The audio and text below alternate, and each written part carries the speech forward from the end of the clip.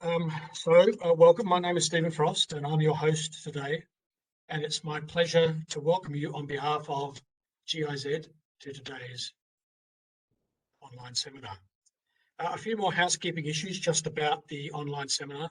First, this event will be recorded. It is being recorded, and the recording will be made available on YouTube later on. And you will receive a link in the email in a week or so, pointing you to this web seminar on YouTube. Second, you are all in listen-only mode. If you want to ask questions, then you should type them into the comments box, and I will try to get through them either during the discussion. So if you have a question that I think fits into the discussion as we're talking, I will bring that in, or else we'll leave it to the Q&A session towards the end. If your question is directed at a specific speaker, then please indicate to whom you are addressing the question. That will help me. Although I've only got two speakers today. I don't know if David is here yet. Maybe we've only got one speaker. Anyway, and last thing before we get started, we'll have a short survey poll at the end of this event, the link to which will be put into the chat box as we start during the event. We would appreciate very much if you could take the time to click on the link and do the very short survey there. It helps us make these events more relevant and informative, helps us build a better online seminar series. So, to our panelists. Our first guest is Dr. Do Quin Chi, Director of the Research Center for Employment Relations in Vietnam. Dr. Do founded the Research Center for Employment Relations in 2007, so an enormous amount of experience looking at these kinds of issues in Vietnam. She has previously to starting up the center in 2007, held positions at the Ministry of Labour, Invalids and Social Affairs, or MOLISA, and with the International Labour Organization. She's done a PhD in Industrial Relations from the University of Sydney in Australia and a master's degree in International Relations from the University of Cambridge in the UK. She has been a labour researcher, a trainer, a consultant for around 2 decades, with most of her experience in manufacturing industry. So we're very pleased to have her here today. Our second guest, hopefully, is Mr. David Birnbaum. He's the founder of Third Horizon Limited. David has a lifetime of experience in the international export garment industry, in solving problems, developing solutions, and implementing one-of-a-kind strategies. He's worked in 36 countries in which he has constructed, operated, and owned factories. He's been a teacher of advanced courses at FITS Graduate School, the Institute of Textile and Clothing, the Hong Kong Polytechnic University, and he's authored and published 11 books, each one tackling the most pressing issues in the industry. He currently writes and publishes the Birnbaum Report and monthly articles for Just Style magazine. He is a qualified pattern maker. I think quite a few people on the call today will be familiar with David. He's been writing, consulting, and talking a lot about this industry for a very long time. I'm just checking to spot whether David's here or not yet. I know we're having a little bit of problems getting him. So I want to start with Dr. Do today. And the reason for that is that Dr. Do did a very interesting survey last year conducted with the Vietnam Apparel and Textile Association, VTAS, and David is here. In that survey examined a whole range of issues, including around purchasing practices. And it provides a very good starting point for the discussion that's going to follow. Now, Dr. Do has got some PowerPoint slides and will give a short presentation of this research project, the results of which were published in December, so it's very recent, but as yet only in Vietnamese. I saw it in the Vietnamese press in late December. There's quite a bit of interest in this research, and if I'm correct, it will eventually be published in English. And when that does, I'm sure that a lot of people will be interested in what Dr. Doe has to say. But for the time being, you're going to get a kind of early view of what this research is about. So if I could pass over to you, Dr. Doe. Thank you. Thank you very much, Stephen. And it is my honor to be invited to this very interesting webinar, and also to have the opportunity to share with you some highlights from the research that Stephen mentioned. And actually, as Stephen rightly pointed out, we just finished this survey last December, and of course the report has been drafted in Vietnamese and was also presented to the garment manufacturers in Vietnam. But the English report will only be finalized and published in a few months' time. So I'd like to share with you a few slides that summarize some of the key findings from this survey. So I hope you can see my slides now. So first of all, I'd like to say that this research was not possible without the support from the Vietnam Textile and Apparel Association, VTAS, and Vietnam Leather and Footwear Association, VFASO. The two associations supported our research team a lot in collecting information, interviewing enterprises and stakeholders. And also we benefited a lot from the support and funding of the members of the public-private partnership working group, PPPWG, and the logos of the members you can see here. For this survey, actually, we have done not only one survey, but actually 3 surveys between the time of September to December of 2021. And during this time, we were able to conduct 3 surveys with 3 most important stakeholders in the garment industry: the factories, the buyers, and the workers. But before coming in details into the survey, I'd like to have a brief overview of the performance of the apparel industry in Vietnam in 2021. Because like Stephen pointed out, if you look only at the press, especially in the international press, you only see bad news about the export of the garment industry in Vietnam last year because of the pandemic, because of the lockdown, with like flows of workers from the south going back to their hometown. But that is not all of the picture. So as you can see here is the performance of the industry in 2021. And if you look here at the graph of the export values, you can see that in 2021, actually the total export value of the industry came back to the level in 2019. And after it dropped in 2020, it came back to $39 billion this year. Of course, America is still the biggest export market for Vietnam, followed by China, EU, South Korea. And one of the very important factors for the performance of the apparel export in 2021 was, first of all, the fiber industry. So fiber got very high export values because of the increasing prices of fiber last year. And also, if you look at the graph here, you can see that when the lockdown in the southern provinces happened, it led to the drop in export value in August and September. But in October, November, and later in December, actually the export values recovered quite quickly. First, because many of the factories in the south were able to resume their production capacity, but at the same time, the factories in the north and the central region of Vietnam were actually operating quite normally during the third quarter of last year.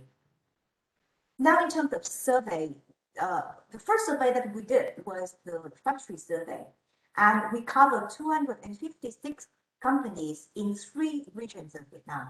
So you know that the southern provinces, the southern region here, account for about 60% of production of the whole country in terms of garment. But then the remaining 40% were covered by the central and the north.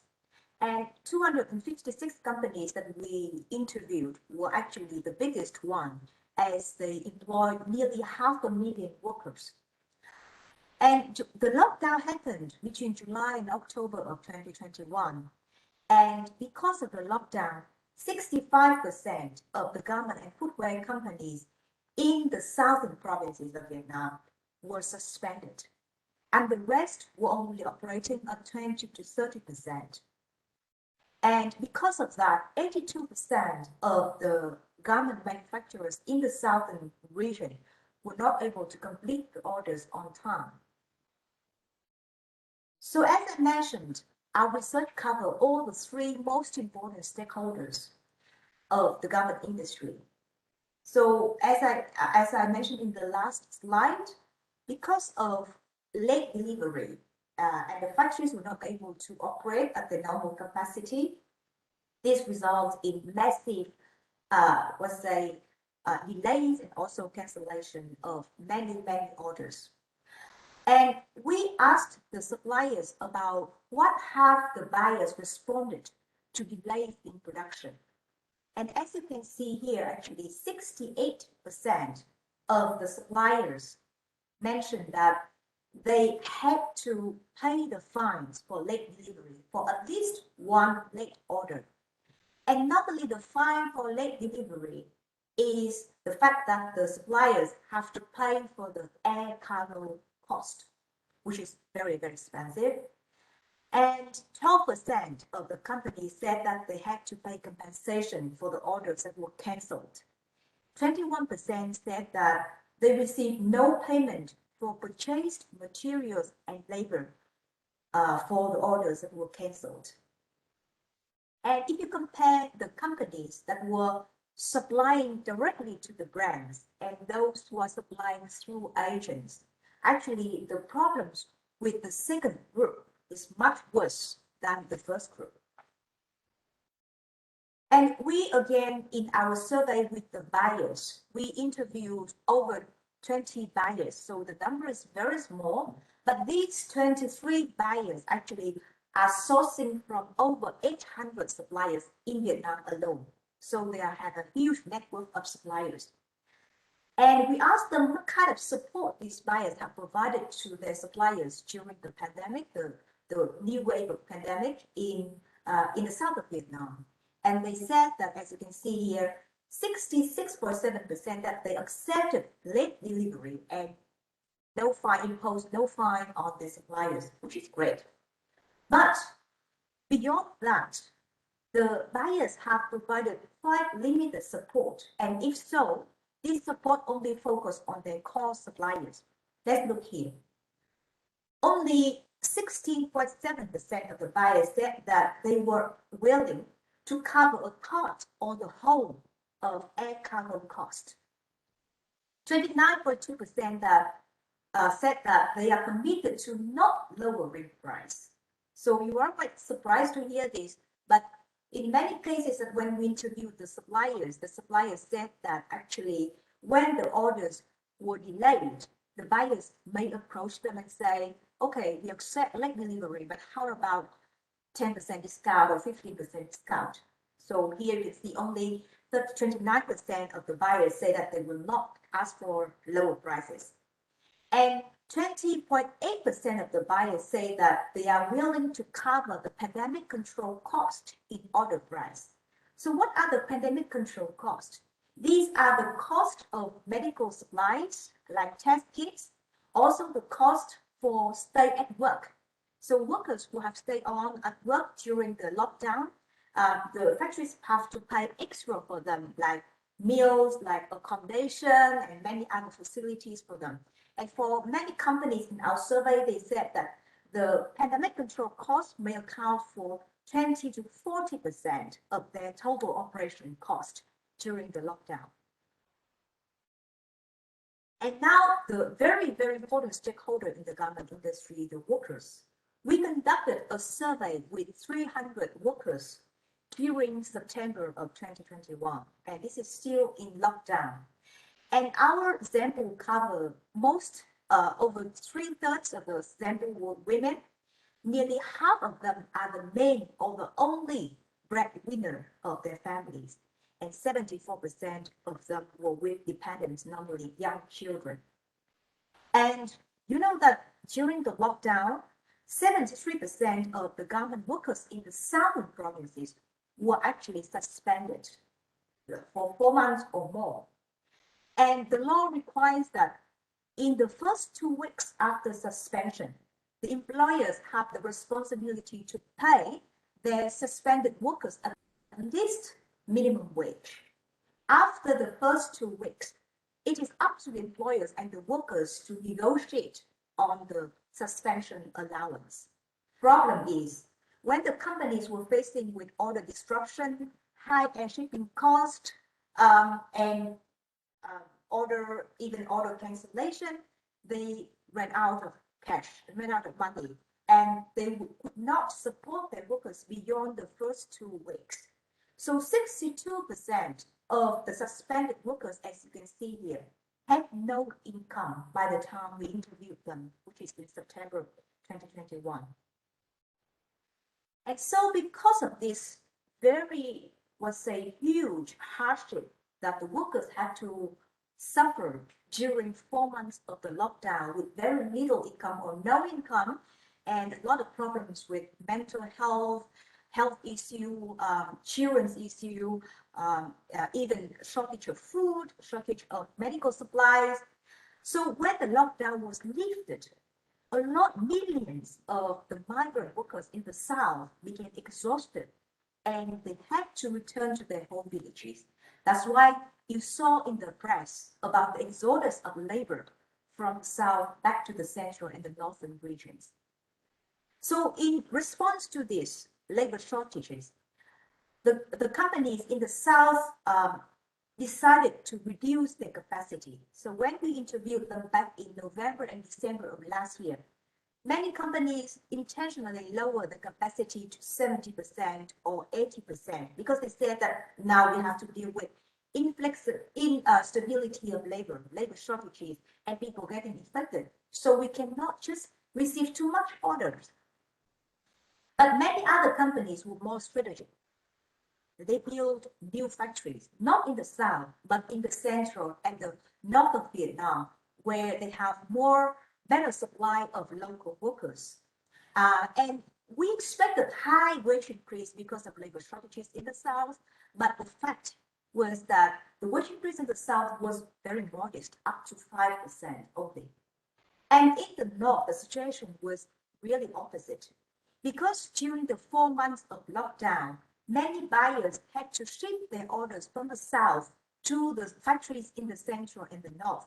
So actually the factories in this region benefited a lot from this time of the year. So they attracted more orders, they increased the production capacity, they have more profits. That's why they were able to raise wages and benefits to attract the returnees from the south. So many of the companies that we interviewed say that in December last year, they said that we have been able to recruit a lot of skilled garment workers from the south. And we saw a high wage increase in the north, and especially in the north of Vietnam, of between 10 to 12%. So the total income here means like everything, bonus, allowances, overtime, basic salary, is about nearly $400 per month, which is like $8 to $8.5 million per month. And right now, even after date, there are still a shortage of 10 to 15% of labor in the south. So these migrants have returned to their home villages. They have not returned back to the south, and we're not sure whether they will return to the south or not. Okay, so those are some of the highlights from our research, and I'm very much happy to discuss further with you if you have more questions. Thank you. Yeah, that's fantastic.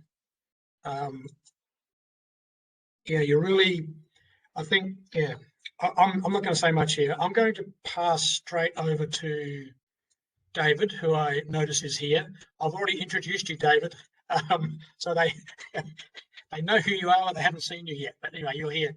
David, I know when we talked earlier before the webinar, you were very interested in Dr. Doe's research, and now you've had a chance to review the slides and listen to her presentation. Do you have any immediate things that strike you about that you'd like to comment on? I think it's on the positive side, there's very good detail as to the effects of the coronavirus on the industry, and particularly with regard to the customers. I was disappointed, Dr. Doe, with the customers, that they took advantage of what is basically an act of God. Our industry is a pretty hard industry, to tell you the truth, and the American side tends to be a lot tougher than the European side. Generally speaking, there are factories that are considered to be strategic suppliers. It might be because of the product, it might be because of the unbelievably great quality. There are different reasons, mostly because of services, I guess. And generally speaking, the customers will not play games with these people because they need the supplier more than the supplier needs them. One area that I want to discuss with Dr. Doe is that the lockdown, the coronavirus, brought to light many years of deficiencies in the industry. And at the same time, has created an opportunity for factories to move ahead. And that if you look at the events that took place in last year, we can see in the background of where this is. One of the things that I want to bring to your attention is the nature of the global industry and perhaps Vietnam's position in that industry. Can you put the first slide on? I have the first slide. Oh. Sorry, I lost the right to share right now. What? So I can't put it back. Georgie, you want to see the first slide again or what? No. I submitted a series of slides myself. Here we are. I want you to consider the global industry as it exists. The major exporters are not poor countries, the low labor cost countries. The major exporters, to tell you the truth, are doing quite well economically. EU, China, Turkey, UK. Those four to the top 10 represent about 60% of the total global export industry. If you go to the second slide, please. This is the bottom six. There's a tremendous difference. And this becomes very, very important. Vietnam is a secondary supplier, to tell you the truth, with about a 4.6% market share. The result is that they don't have the clout, they don't have the power that is needed to negotiate in a strong way. I was really gratified to hear that factories have decided to limit their production so as to avoid another terrible series of events. Vietnam itself, by the way, has a history of being very, very strong, serious people.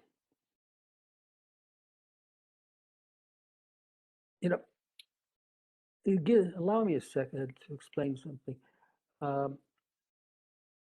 My background is as a pattern maker, factory manager.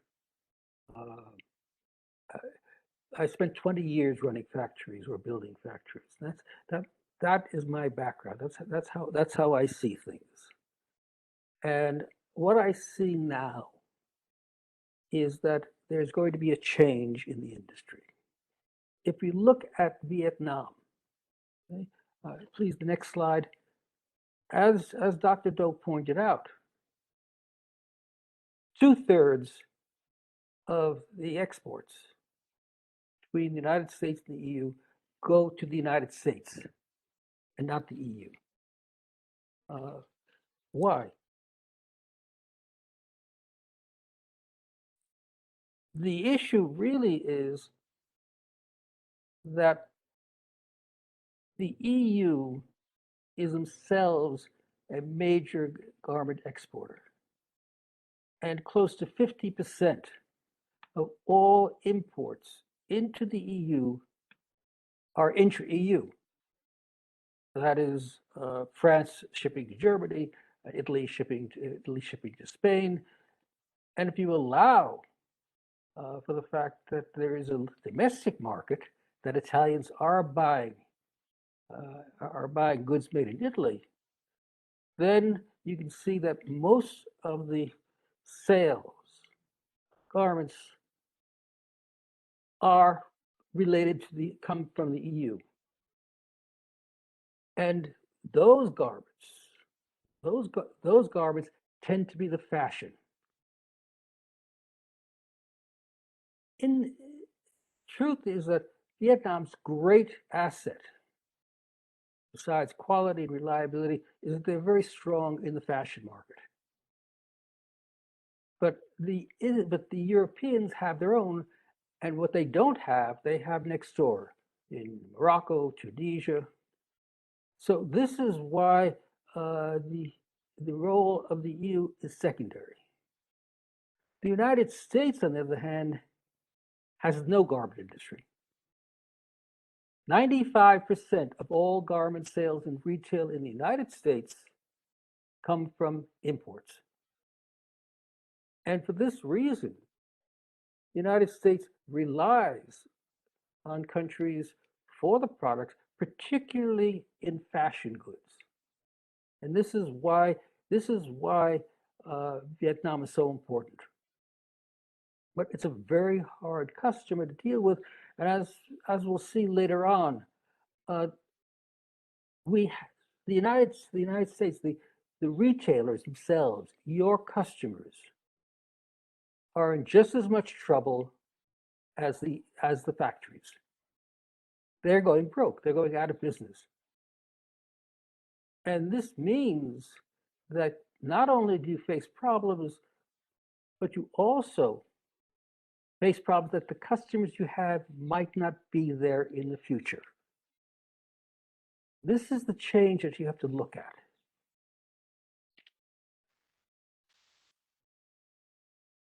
There's another point that I want to raise.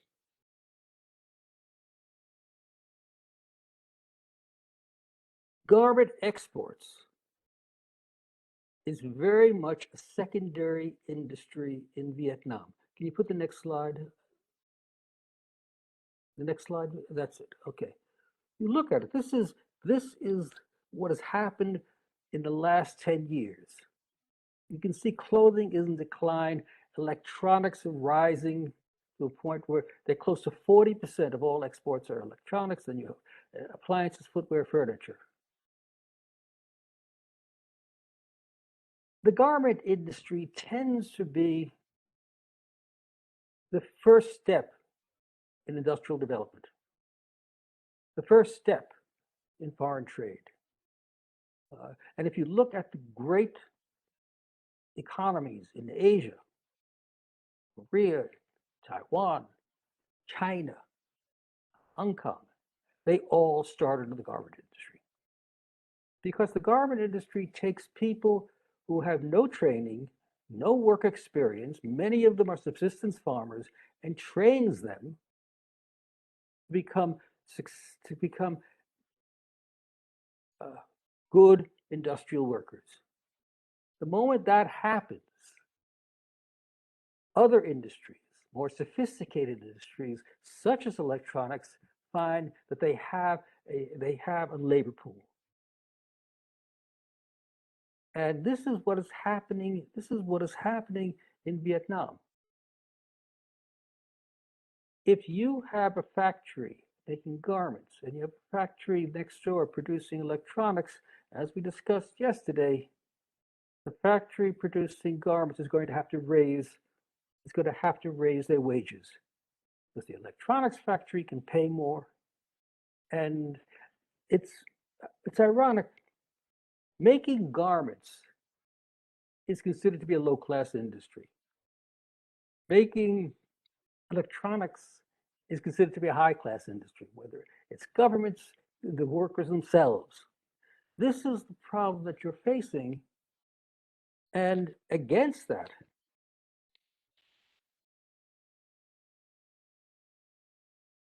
you have the wages. Can you have the next slide?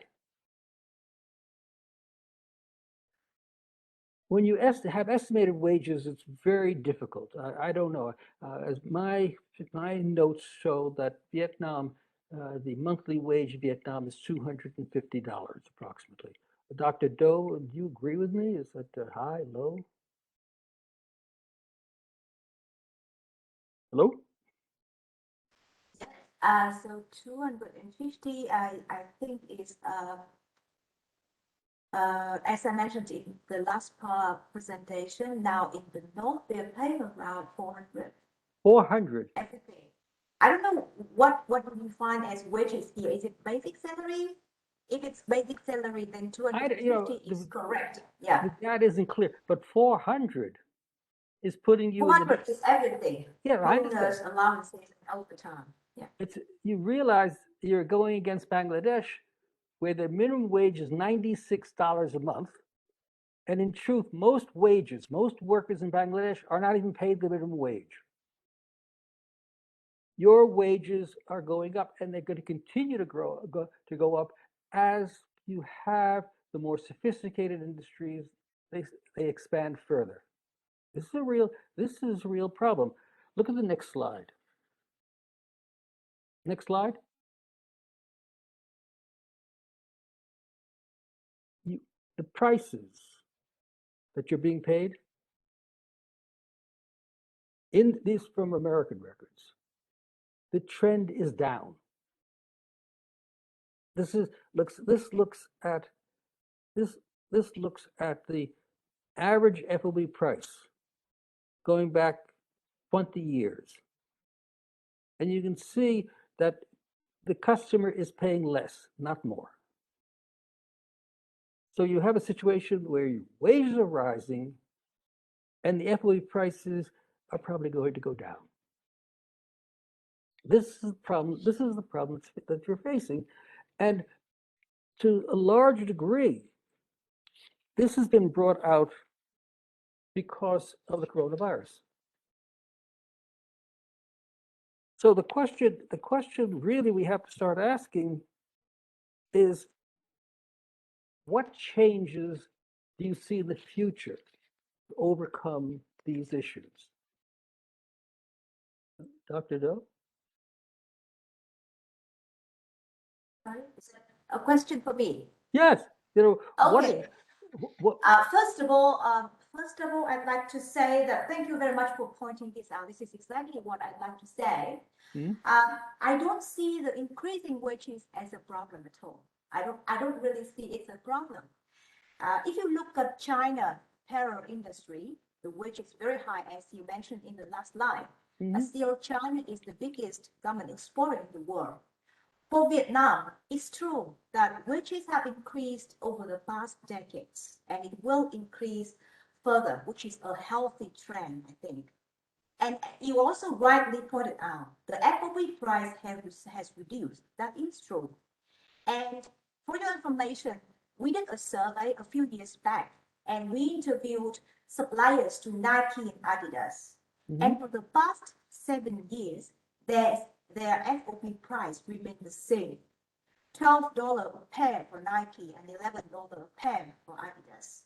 And for any other buyers, the price, the FOB price or the ODM price always decreasing, it's never increased. So, but another thing that I'd like to point out is that there is a huge trend of upgrading in the garment industry of Vietnam. For example, a company that we visited last year, Vietnam Jeans. 5 years ago, they need 2,500 workers to produce 10,000 units. Now they only need 800 workers to produce 10,000 units. And their production capacity have nearly tripled over the past 5 years. And the wages that the workers were paid also get much higher, nearly 10% every year. So I don't really see it as a problem. I think it's a very natural and healthy trend of growth in the industry that now the garment workers are better paid. Take your point. China has the highest wages among the Asian producers. It also has the highest productivity, and they make the greatest investment in high-tech machinery. And this is really important because, as you point out, the actual labor cost, wage rates is only one part. The other part is productivity. So that in Bangladesh, the productivity is about 40% of China. The same in India. That's why Chinese garments can compete. However, I don't know if making what you have better is enough.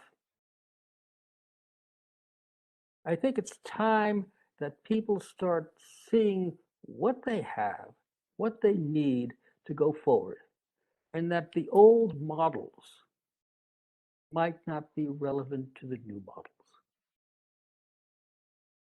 And this is why I say that the coronavirus is like a wake-up call. This industry has had a terrible, terrible toolbox. It is remarkable when you consider that even today, that many customers, particularly the United States, consider low FOB prices as the way to reduce costs. They haven't even considered this. Can you put the next slide on? This is a basic cost sheet. It's a $10. The numbers are arbitrary. The FOB price is $10. All right. The fabric is 60%. The trim, the button, the zippers, packing material is 10%. The CM is $3. Okay. And the CM is broken down to the profit, which is the labor costs, and the overhead. This is the basic cost sheet that we all use. And this is what your customer is looking for as a means of determining who gets the order. Show you something. Can I have the next slide? Okay. If we're dealing in fashion, the retail price today is between 6 and 8 times FOB. Means that our $10 FOB garment retails for $60 to $80. Or to put it another way, the FOB value is between 16 and 13% of the retail price. It gets worse, if you think about it, because in today's world, the customer no longer goes to the factory for the factory to supply the fabric. The customer goes directly to the mill, negotiates the price, and they go into sourcing. What is true of the fabric is equally true of the trim, the buttons, the zippers, the packing material. The net result is that the only area of the FOB the factory controls is the CM, the labor, the overhead, the profit. And so the only part that they have an interest in is between 3.75% and 5% of retail. This is what the customer is fighting for. And the truth is that you cannot cut wages because the customer is paying you less. You can't telephone the electric company to tell you to reduce the bill because your customer isn't paying you what they should. The only area that the factory can negotiate with the customer on FOB price is the profit. And the profit represents between 0.8 and 0.6% of retail price. Your retailer is attacking you to save less than 1%. This is the world that we're operating in. And this is one of the reasons why the customers are going out of business. Because in today's world, service is becoming more important than product. It isn't enough anymore to ship a decent product on time. It isn't even enough to have good quality. You have to provide. Yes? David, let me just jump in with a question from the chat box, okay? Yes, sure. And this is to both you and Dr. Doe.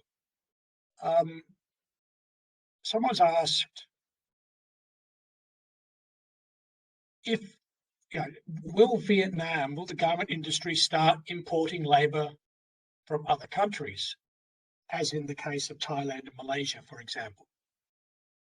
Is this a recognised part of a long-term industry plan for Vietnam? Because one of the ways, if you're thinking about, you say factory cannot cut wages, but that might be possible with imported labour. Is that a situation that Vietnam is thinking of? Will Vietnam ever import cheaper labour from surrounding countries?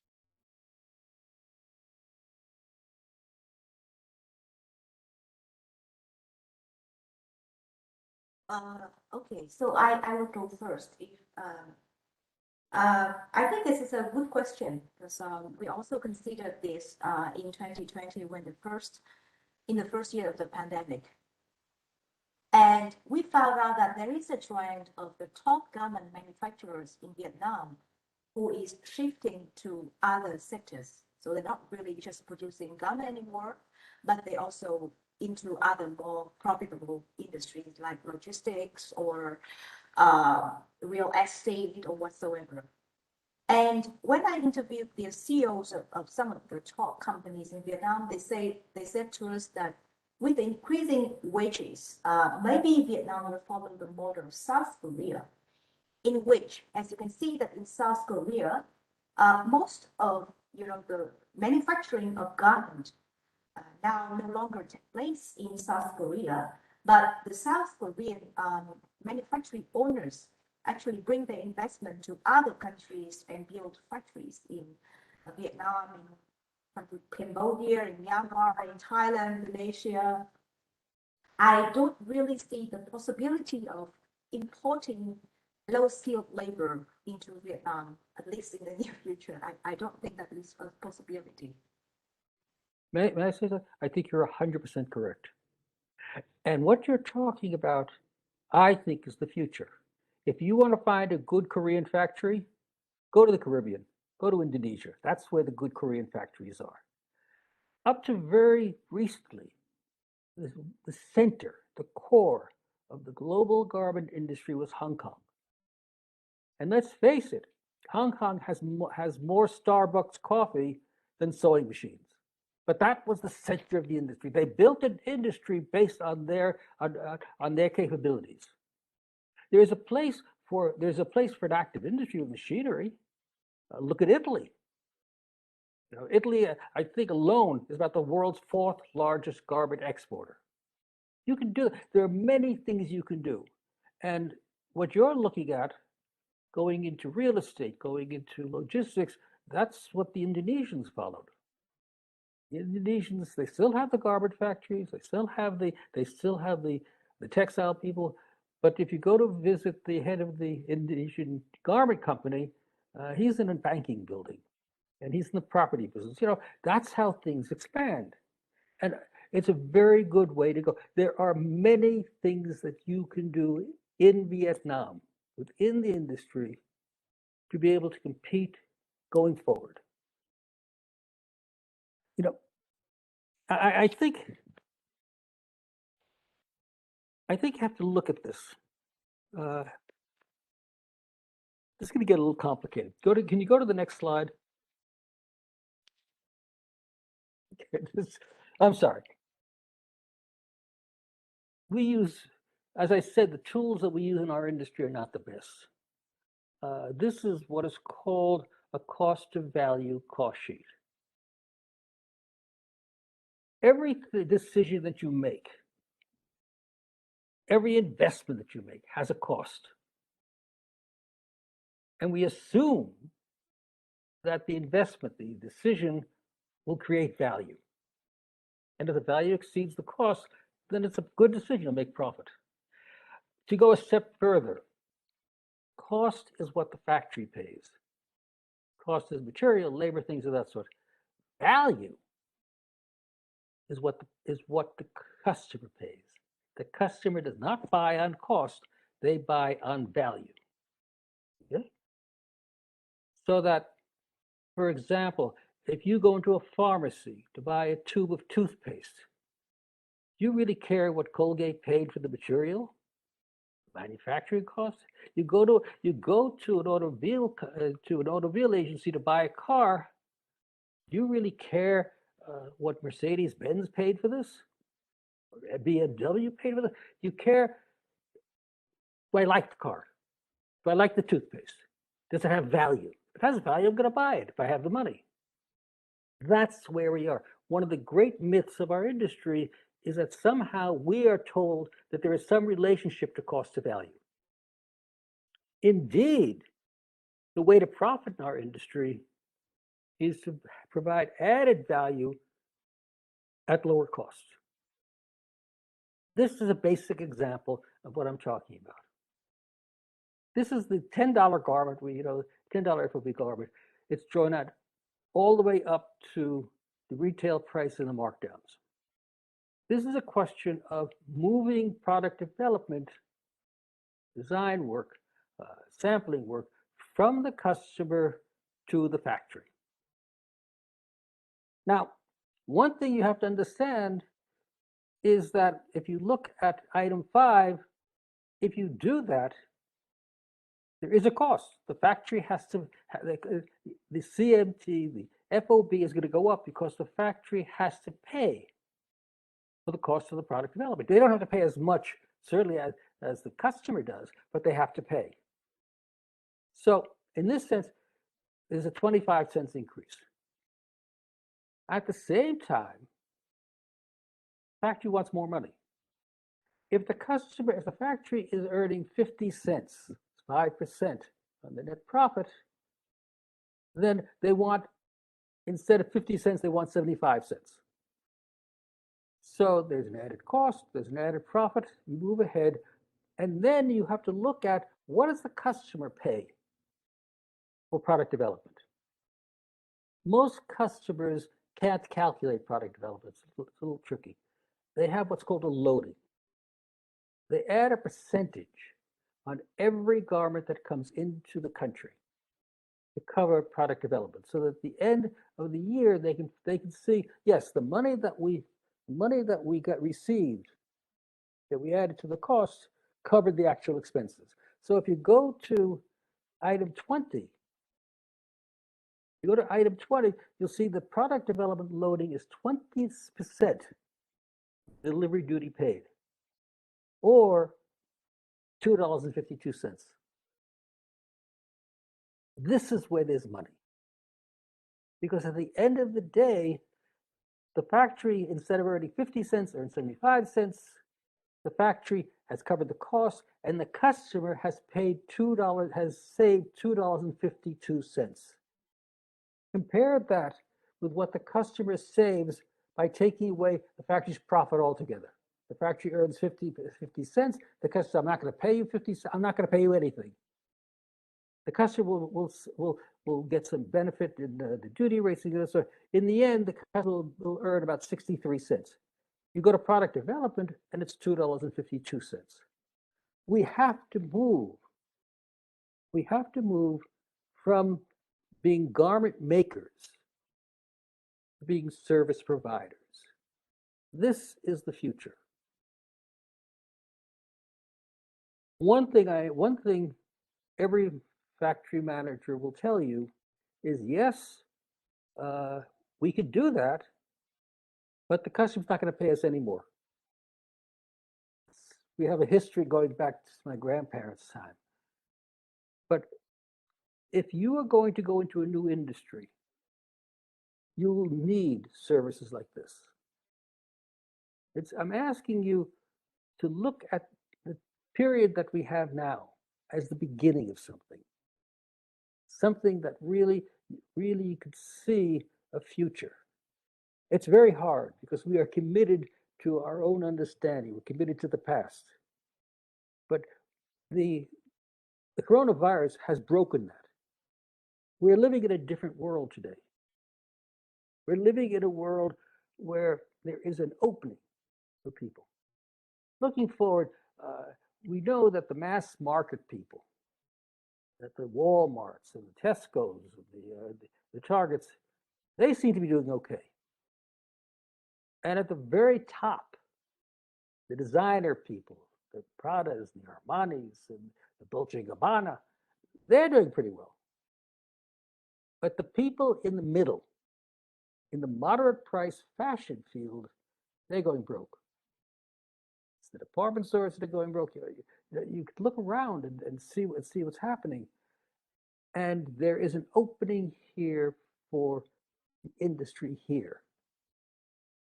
In the new industry, you will still have the same terms. There'll be a factory, there'll be a middleman, there'll be a retailer, but the actual work will be different.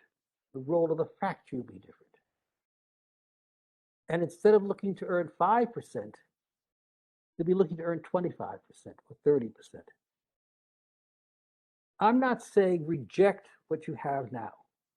What I'm saying is take what you have now, but make an investment in something better, something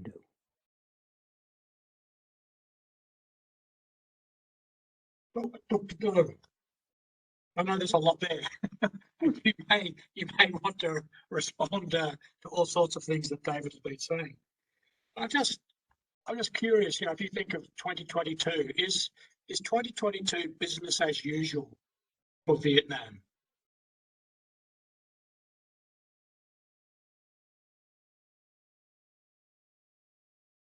Yeah, we hope so, because right now we no longer adopt the zero COVID strategy.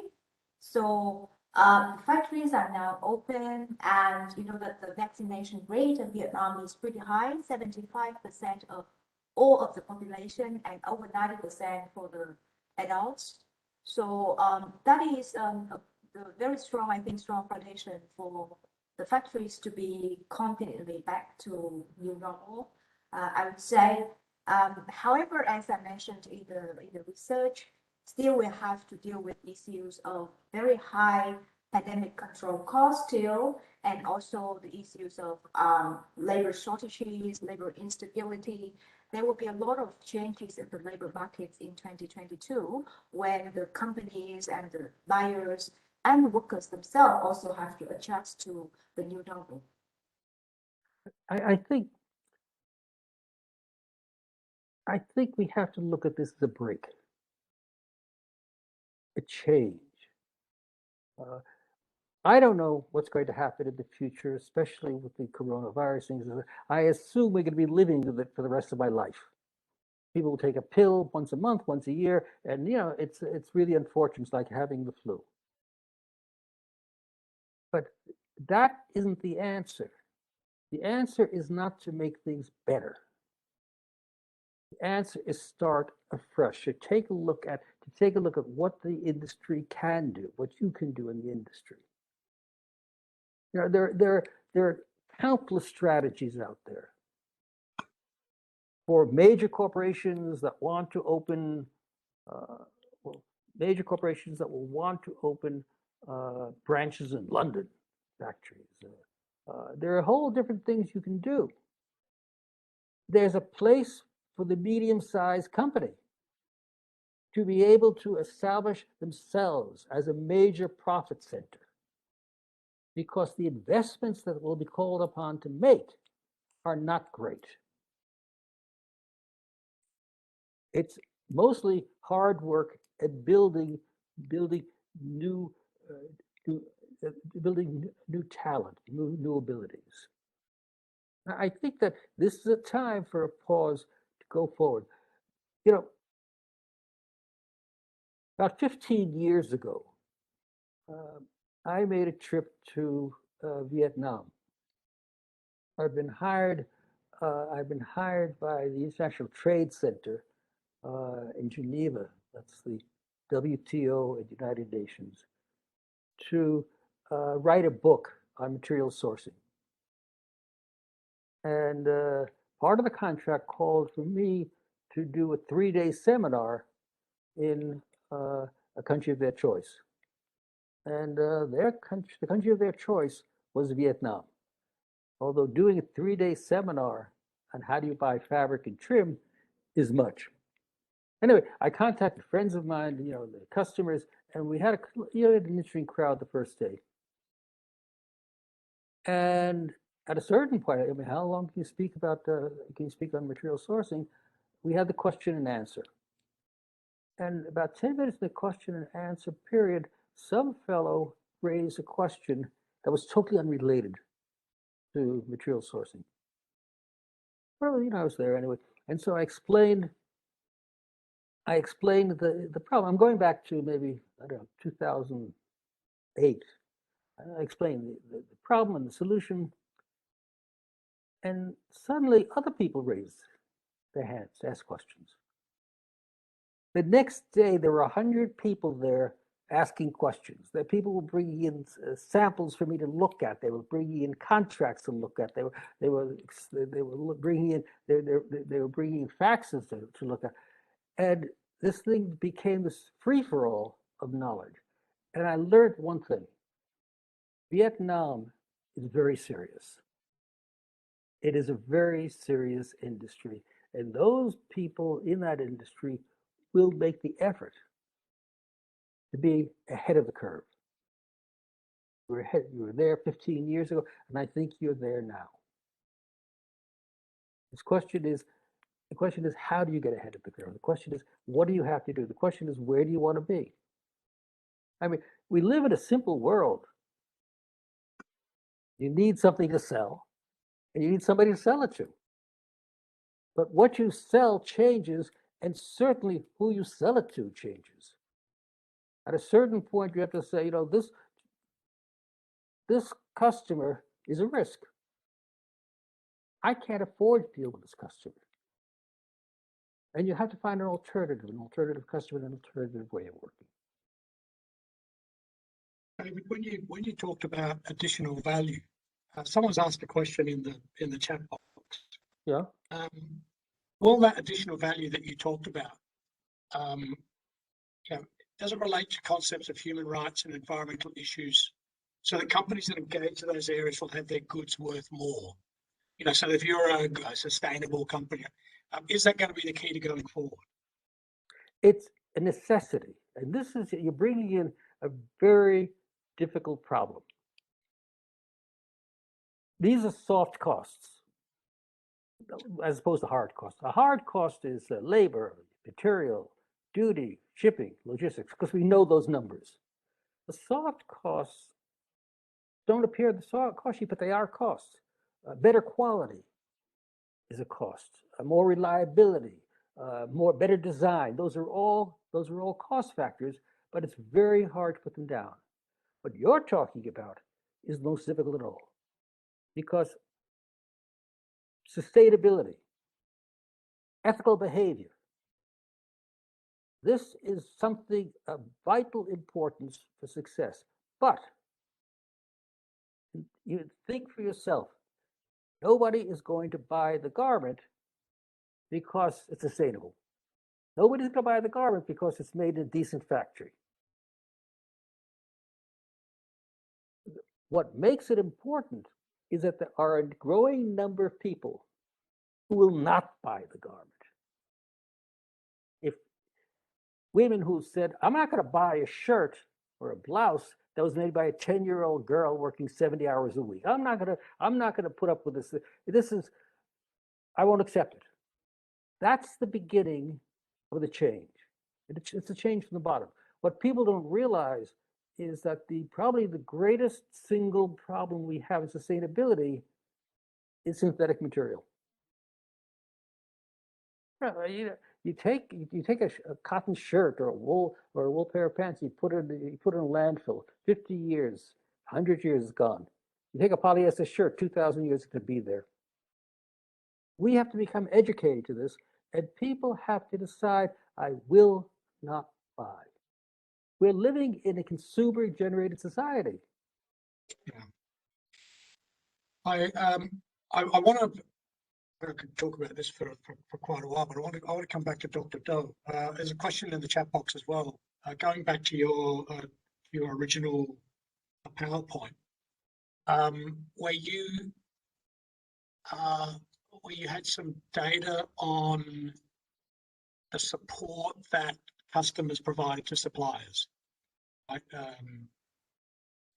And the person in the chat box is asking, if you ask brands, what support did you give to suppliers? Did they tend to overstate the positive support they provided? And did you ask that same question to the suppliers themselves about what support they got from brands?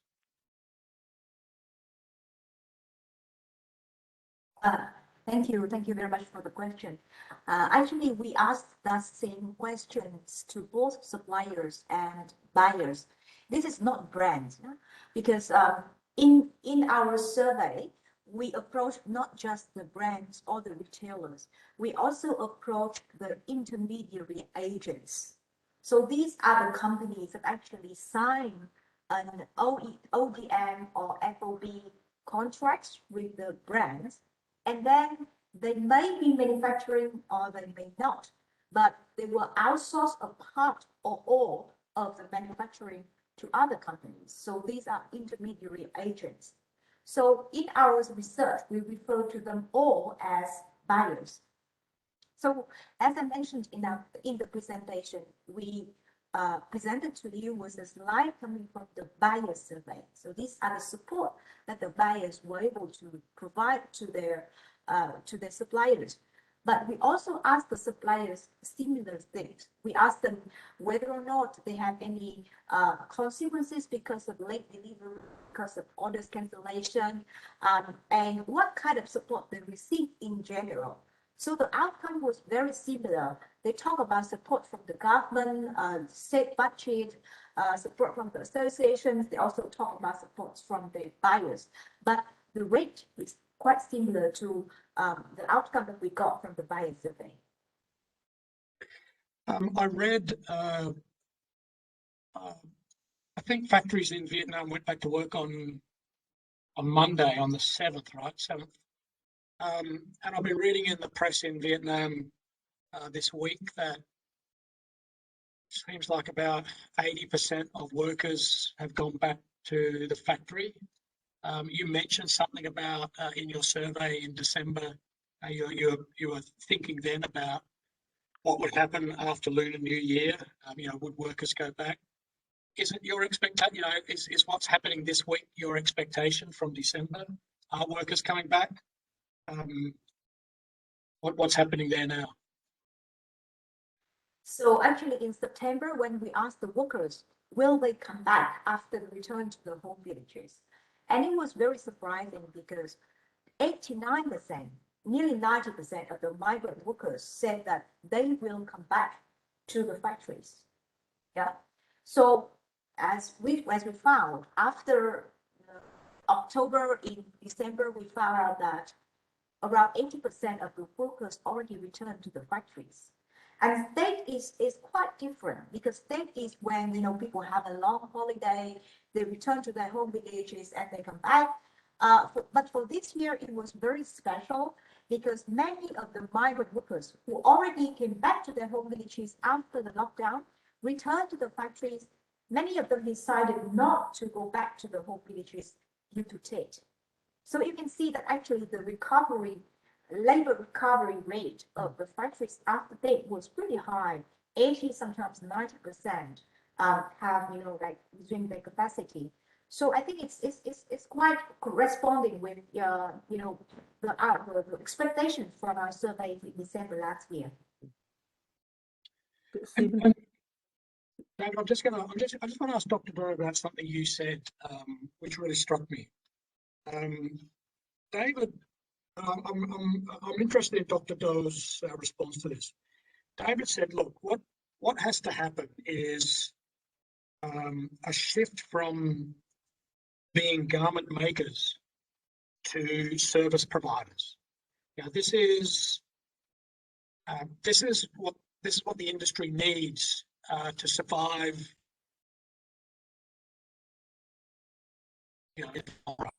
What do you make of that? Garment makers to service providers. Is that a conversation in Vietnam at the moment? I'd like to hear your response on that. Thanks, Bob, for the question. Actually, this is very, very interesting, and also a strategic question for many of the stakeholders in the industry. So I have to say that actually in Vietnam, we have nearly 11,000 garment and textile companies. So it's a very big number, but only around 1,000 companies are able to export. So if you look only at these top 1,000 companies, the easier talk about product upgrading, process upgrading, adding values, moving from the lower part of the smile curve to the higher section of the smile curve in the value chain. It has been the center of discussion for the past 5 years. I think and also last year, the government of Vietnam has published a master plan for the development of the garment and footwear industry, which also emphasize on this point. So in the past 2 years, because of the pandemic, you know that there has been some progress among these top manufacturers with regard to moving up the curve. One is that many of the companies now are diversifying their supply chain. For example, bigger companies are building their own material producing factories. They produce their own textile or fiber, or if not, they will source locally rather than sourcing from India or China, be over dependent on imported materials. That's one thing. The other is to push up automation and digitalization. This is crucial, not just about efficiency, but digitalization plays a very strong role in ensuring the transparency of the whole supply chain. If you talk to any international brand sourcing from Vietnam right now, they will immediately talk about digitalization. Because right now the international legislation on due diligence, mandatory due diligence in the supply chain has become bigger and bigger.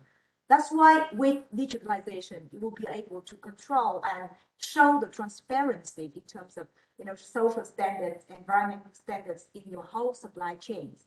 So for now, the garment companies that want to join these international supply chains, they must push up digitalization and also to be stronger compliant with social and environmental standards. But that's only the top part.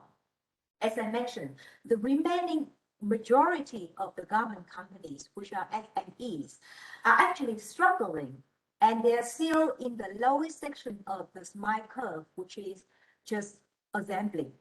And for these companies, they are very vulnerable to changes in the markets, to the pandemic, to the lowering prices of the buyers, to very unfair purchasing practices of the buyers, especially the intermediary agents. So we are talking about a kind of divergence inside the garment industry of Vietnam. I've got an interesting response in the chat box. I don't know if you can see it, but David has said, how did 10,000 garment factories in Vietnam go from garment maker to service provider? He says they don't. What we're really saying is that the industry upgrades and maybe bifurcates, as Dr. Doe alludes to. But on the whole, the industry contracts, employs fewer workers in the long run, which then brings new labour market policy changes for the Vietnam government. May I say something, Stephen? May I say something? Yes, David. You have to stop thinking about an industry. You have to start thinking about the factory. Waiting for the government to do something, waiting for the association to do something is a waste of time. Anybody who wants to can move ahead. And we are living in a world where big is not better. Actually, profit is better. And that one of the things we've learned on the retail side is that the all important mid-range of fashion goods is mostly in the hands of small startup internet companies, because you could do that with limited capital and a good idea. I'm saying that the factory should follow the same thing, the same area. You know, people look at the big picture, and they don't realize that the big picture is really made up of a lot of small pieces.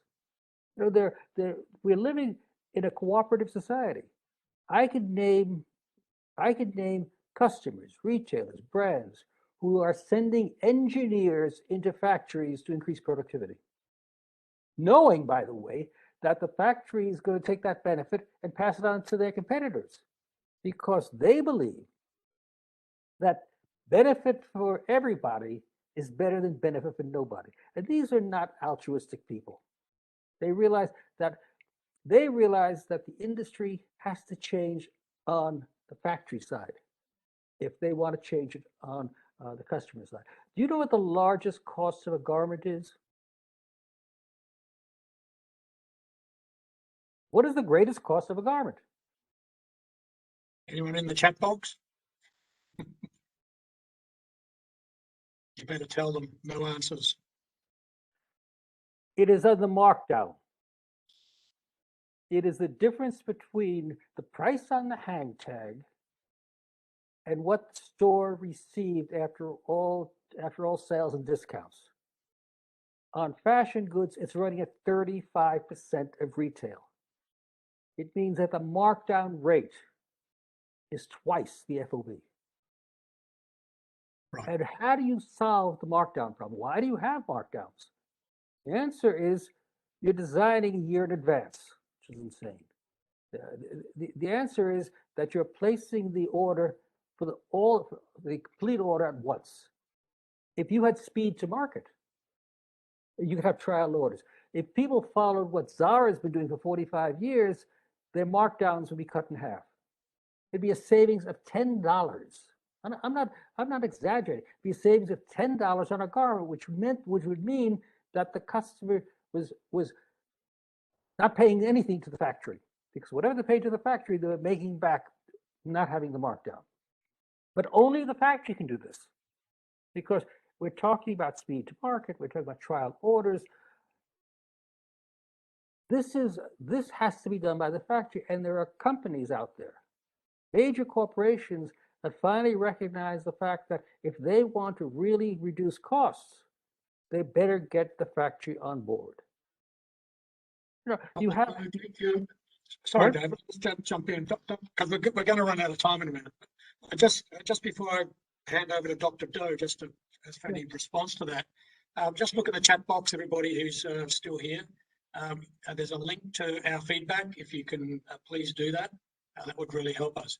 Dr. Doe, do you have any kind of final response to what David's been talking about? You know, thinking about the future of future of factories, rather than industry, but future of factories in Vietnam. I can see that David is actually working for the ILO. I don't know whether you're working for ILO Bangkok or ILO Hanoi.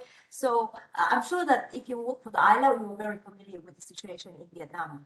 And you're very right in pointing out this, that actually in the past 2 years of the pandemic, there have been a lot of thousands of small or micro businesses in garment going bankrupt, or they have to suspend, or they just close down without anyone knowing. And that's why it means that thousands and thousands of workers become unemployed. And these workers, where have they gone to? We've actually, our institute did another research on the platform economy. So like Uber, like taxi drivers, delivery people. And we've found also a stronger flow of workers from manufacturing industry like garment, footwear into the platform economy. So you're right that this is also a big challenge, because the jobs in the platform economy is not necessarily decent work as the ILO define. In many aspects, they are very precarious.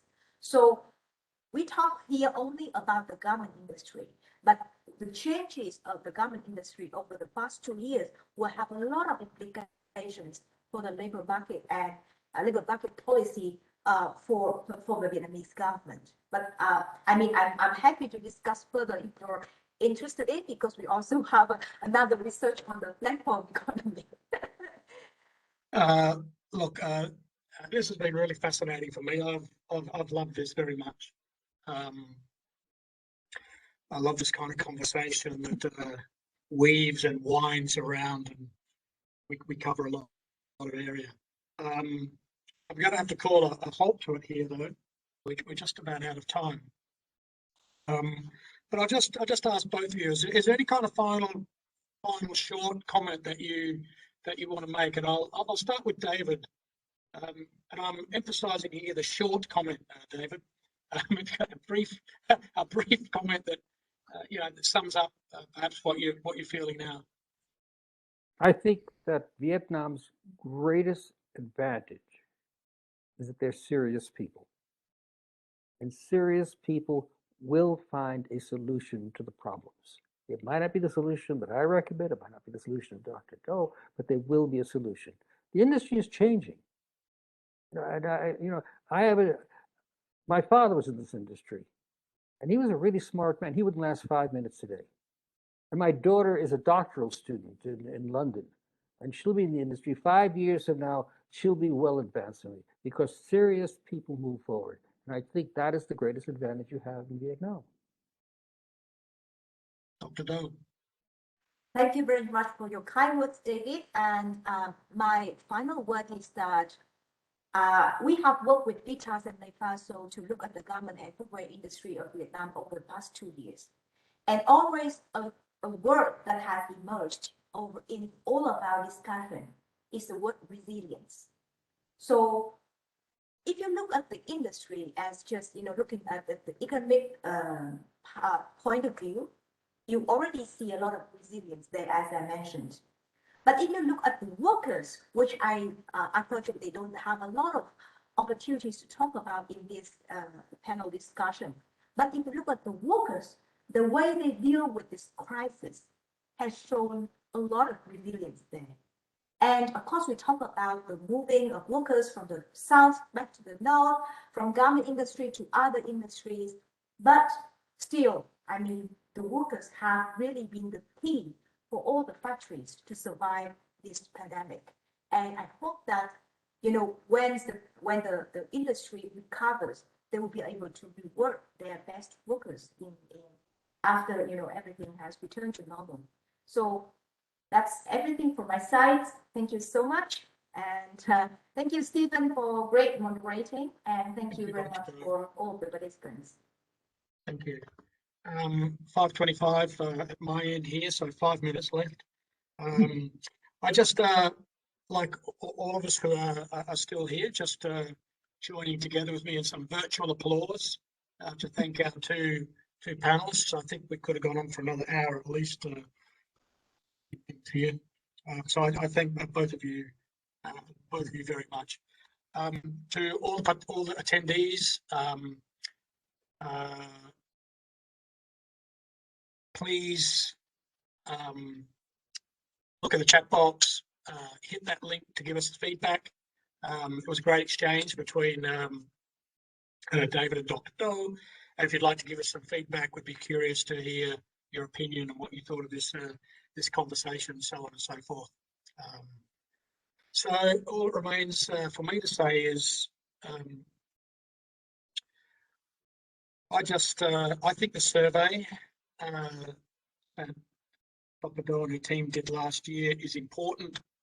I think there's some really fine-grained data there that we should all be paying more attention to. It's easy to get panic-stricken and carried away by listening to stories in your favourite online media source about the doom and gloom and disaster hitting Vietnam last year. And one of the things that really struck me, at the beginning of Dr. Doe's talk was, the North and the South are different places. I think this goes for many countries, China, India, we talk about China, we talk about India, but really there are multiple Chinas and multiple Indias, not just across states and provinces, but, different cities and so on and so forth. And so it was interesting for me to hear that there was a lockdown in the South and workers left, but where did they go? Well, they went north, they got jobs in the north, and northern factories were still producing like crazy. Of course, there is disruption. No one's denying that. But these fine-grained analyses, I think, are really important and valuable. And I can't wait for this report to be published in English. It's being drafted right now, to be finalised in a couple of 3 months. And I'll be really looking forward to seeing that. But I'm so glad today to get a sort of an advance view of that. Thanks also to David. You can see a huge amount of experience in the industry, straight talker, some interesting ideas about what the industry needs to do. But also has the humility to say whether people follow him or not doesn't really matter. But he thinks that Vietnam will sort out a way forward one way or another. I like a frank person with humility. That's a good thing. Well, that's it. On behalf of GIZ Fabric, I would like to thank all of you for dialing in and for staying on. We value your support. And of course, thanks once again to our two panelists, without whom none of this would be possible. That's all from me and from us at GIZ Fabric. Until next time, take care, stay safe, and thank you. Thanks. Over and out. Thank you very much, David. Hey, my pleasure. Thank you. And Dr. Doe, it was a pleasure discussing this with you. Really. Me too. Me too. Thank you so much, David. Thank you. Thank you. Bye. Bye. Yeah. Bye-bye. Thank you.